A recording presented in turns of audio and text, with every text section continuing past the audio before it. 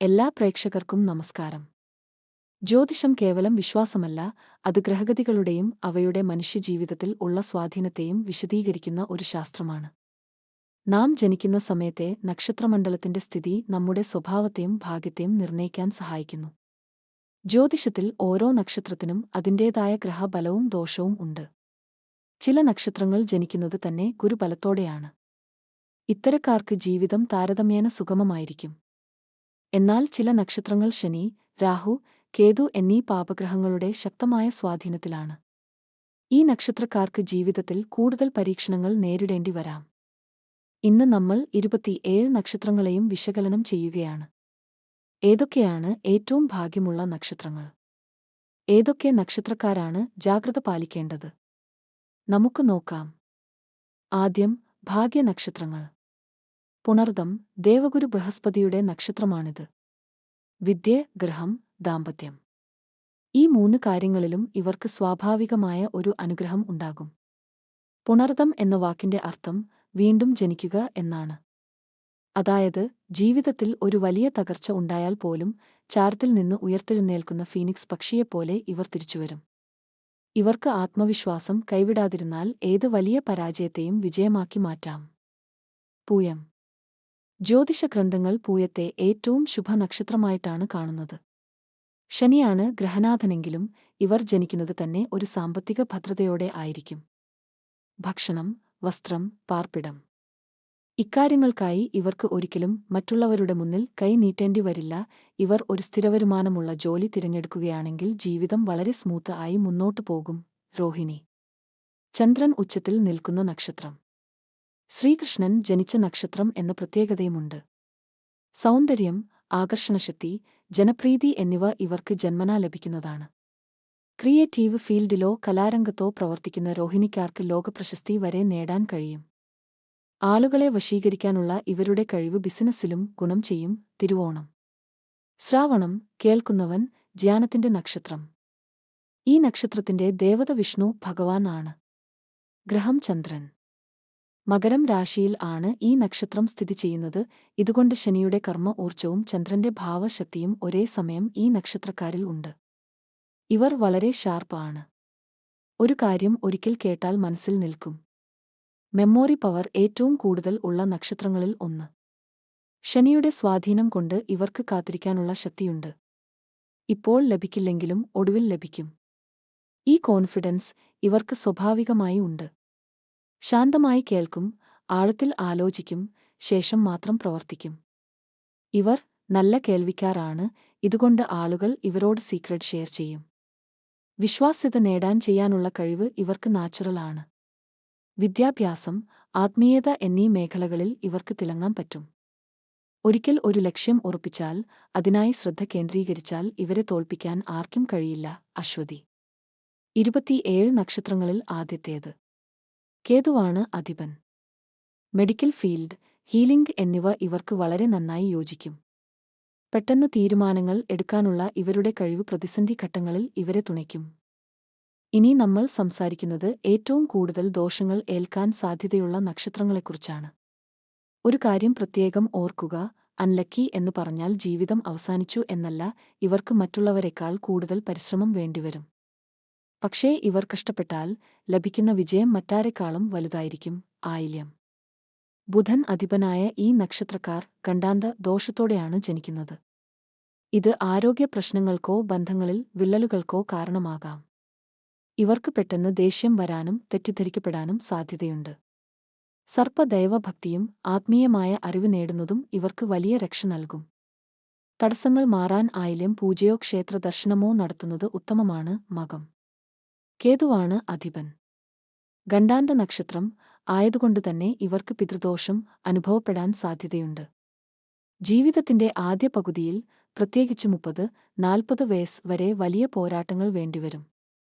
പിതൃബലി, ശ്രാദ്ധം തുടങ്ങിയ കർമ്മങ്ങൾ കൃത്യമായി ചെയ്യുന്നത് ഇവരുടെ തടസ്സങ്ങൾ നീക്കി ജീവിതം ഭദ്രമാക്കും. മൂലം. കേതുവിന്റെ സ്വാധീനത്തിൽ ഇവർക്ക് ആഭിചാര ദോഷങ്ങളോ നെഗറ്റീവ് എനർജിയോ പെട്ടെന്ന് ബാധിക്കാം. കുടുംബത്തിൽ അനാവശ്യമായ തർക്കങ്ങൾ, ദാരിദ്ര്യഭയം എന്നിവ ഇവരെ അലട്ടാം. ഭയപ്പെടേണ്ടതില്ല.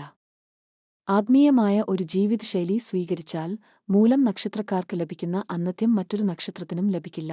ഹനുമാൻ ഭജനം ഇവർക്ക് ഏറ്റവും വലിയ കരുത്താണ്. തൃക്കേട്ട ഇതും കണ്ടാന്തത്തിൽ വരുന്ന നക്ഷത്രമാണ്.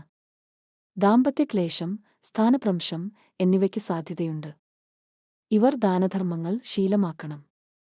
അഹങ്കാരം ഉപേക്ഷിച്ച് വിനയത്തോടെ പെരുമാറുന്നത് ഇവരുടെ ദോഷഫലങ്ങൾ കുറയ്ക്കാൻ സഹായിക്കും.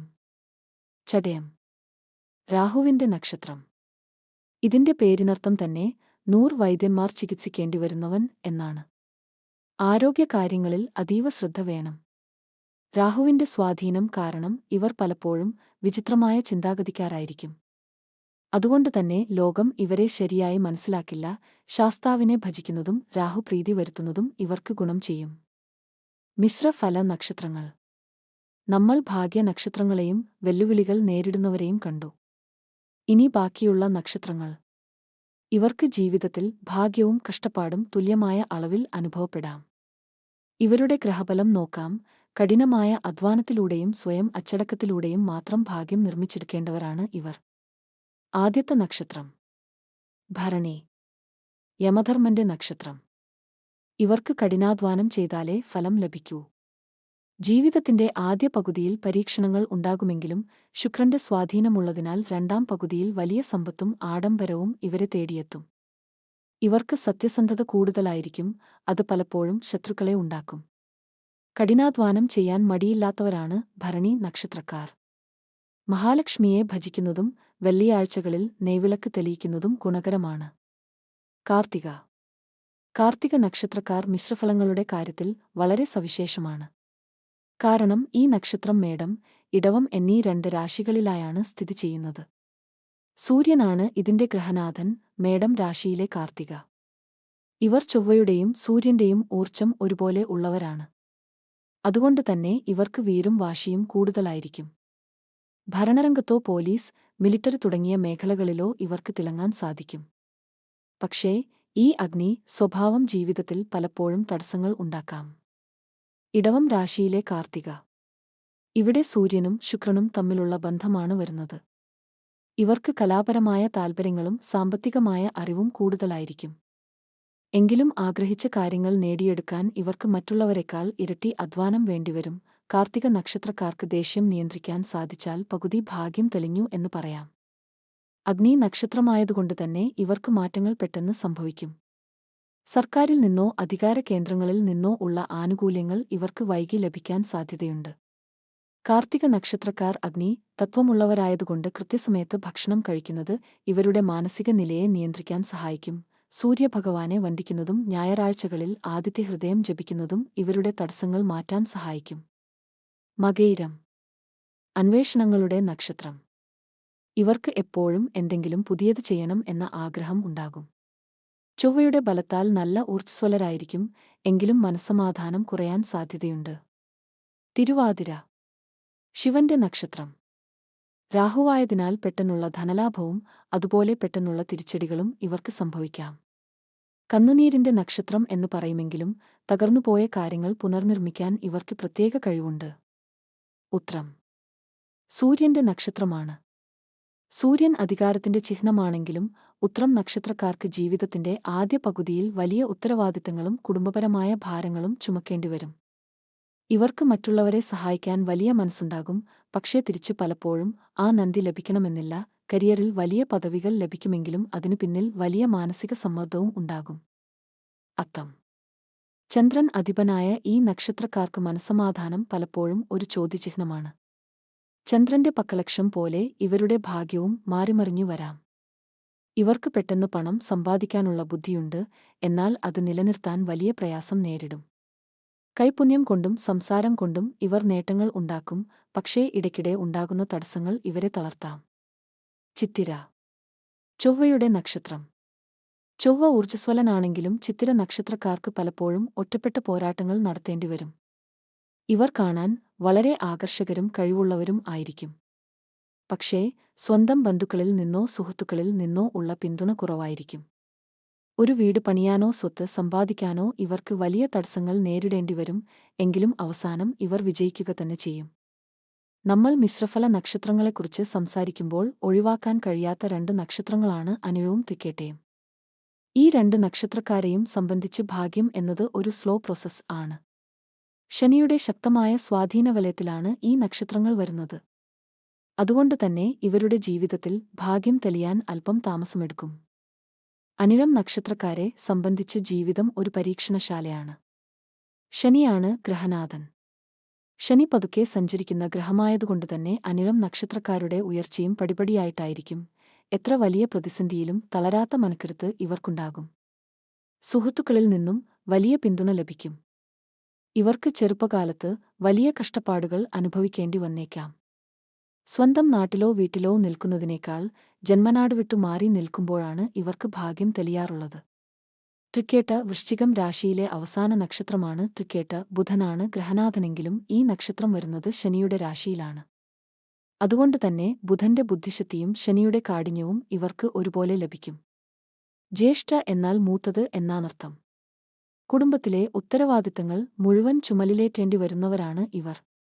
തൃക്കേട്ട നക്ഷത്രക്കാർക്ക് പലപ്പോഴും പാരമ്പര്യമായി കിട്ടുന്ന സ്വത്തുക്കളേക്കാൾ സ്വന്തമായി അധ്വാനിച്ചുണ്ടാക്കുന്ന സ്വത്തായിരിക്കും ഭാഗ്യം നൽകുന്നത്. ബന്ധുക്കളിൽ നിന്നോ കൂടെയുള്ളവരിൽ നിന്നോ ഉള്ള ചതികൾ ഇവർക്ക് മാനസിക വിഷമം ഉണ്ടാക്കാം. ജീവിതത്തിന്റെ 2ാം പകുതിയിൽ ഇവർ വലിയ സാമ്പത്തിക ഭദ്രത കൈവരിക്കും. ഭരണാധികാരം, മാനേജ്മെന്റ് തുടങ്ങിയ മേഖലകളിൽ ഇവർക്ക് വലിയ പദവികൾ ലഭിക്കാൻ സാധ്യതയുണ്ട്. അനിഴം, തൃക്കേട്ട നക്ഷത്രക്കാരോട് എനിക്ക് പറയാനുള്ളത്, നിങ്ങൾക്ക് കാര്യങ്ങൾ നടക്കാൻ വൈകുന്നു എന്ന് കരുതി നിരാശപ്പെടരുത്. ശനി നിങ്ങളെ പഠിപ്പിക്കുകയാണ് ചെയ്യുന്നത്. ആ പക്വതയാണ് നിങ്ങളുടെ ഏറ്റവും വലിയ ഭാഗ്യം. ഈ 2 നക്ഷത്രക്കാരും ശനിയാഴ്ചകളിൽ നീരാജനം, എള്ളുത്തിരി തെളിയിക്കുന്നത് തടസ്സങ്ങൾ മാറാൻ സഹായിക്കും. രേവതി. യാത്രകളുടെയും മാറ്റങ്ങളുടെയും നക്ഷത്രം. 27 നക്ഷത്രങ്ങളിൽ അവസാനത്തേതാണ് രേവതി. മോക്ഷത്തിന്റെ നക്ഷത്രം എന്നും ഇതിനെ വിളിക്കാറുണ്ട്. ബുധൻ ഗ്രഹനാഥനായ ഈ നക്ഷത്രക്കാർക്ക് ജീവിതം ഒരു നിരന്തരമായ യാത്രയാണ്. അതുകൊണ്ടുതന്നെ ഇവരുടെ ഭാഗ്യവും ഒരു സ്ഥാനത്ത് നിൽക്കുന്നതല്ല. രേവതി നക്ഷത്രക്കാരുടെ ജീവിതത്തിൽ സ്ഥിരത കണ്ടെത്താൻ അല്പം പ്രയാസമായിരിക്കും. ജോലിയിലായാലും താമസസ്ഥലത്തായാലും മാറ്റങ്ങൾ ഇവരെ പിന്തുടർന്നുകൊണ്ടിരിക്കും. രേവതി നക്ഷത്രക്കാരോട് എനിക്ക് പറയാനുള്ളത്, നിങ്ങളുടെ ജീവിതത്തിൽ വരുന്ന മാറ്റങ്ങളെ കണ്ട് ഭയപ്പെടരുത്. ഒരു വാതിൽ അടയുമ്പോൾ മറ്റൊന്ന് തുറക്കുമെന്നത് നിങ്ങളുടെ കാര്യത്തിൽ 100% സത്യമാണ്. ബുധനാഴ്ചകളിൽ വിഷ്ണു സഹസ്രനാമം ജപിക്കുന്നത് രേവതിക്കാർക്ക് ഏറ്റവും വലിയ ഭാഗ്യം നൽകും. പ്രിയപ്പെട്ട സുഹൃത്തുക്കളെ, ഒരു കാര്യം എപ്പോഴും ഓർക്കുക. ഈ പറഞ്ഞ കാര്യങ്ങൾ നക്ഷത്രത്തിന്റെ പൊതുവായ ഗുണങ്ങളാണ്. നിങ്ങളുടെ ജീവിതം പൂർണ്ണമായി മനസ്സിലാക്കാൻ ജാതകത്തിലെ ലഗ്നവും ഇപ്പോൾ നടക്കുന്ന ദശാസന്ധികളും കൂടി പരിശോധിക്കേണ്ടതുണ്ട്. ദോഷ് നക്ഷത്രത്തിൽ ജനിച്ച ഒരാൾക്ക് ലഗ്നം ശക്തമാണെങ്കിൽ അയാൾ ജീവിതത്തിൽ രാജാവിനെപ്പോലെ വാഴും.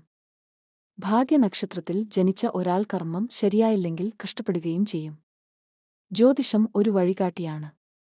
നിങ്ങൾ ചെയ്യേണ്ട ചില പൊതുവായ കാര്യങ്ങൾ: 1. നിങ്ങളുടെ ജന്മനക്ഷത്ര ദിവസം ക്ഷേത്ര ദർശനം നടത്തുക. 2. ലളിതാ സഹസ്രനാമമോ വിഷ്ണു സഹസ്രനാമമോ ജപിക്കുന്നത് ഏത് നക്ഷത്രക്കാർക്കും ഗുണകരമാണ്. 3. ദാനധർമ്മങ്ങൾ ശീലമാക്കുക. അതാണ് ഏറ്റവും വലിയ പരിഹാരം. ഈ വീഡിയോ നിങ്ങൾക്ക് ഉപകാരപ്പെട്ടെങ്കിൽ ലൈക്ക് ചെയ്യുക.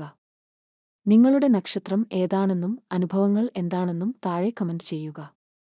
ചാനൽ സബ്സ്ക്രൈബ് ചെയ്യാൻ മറക്കരുത്. എല്ലാവർക്കും നല്ലൊരു ഭാവി ആശംസിച്ചുകൊണ്ട് നിർത്തുന്നു. നമസ്കാരം.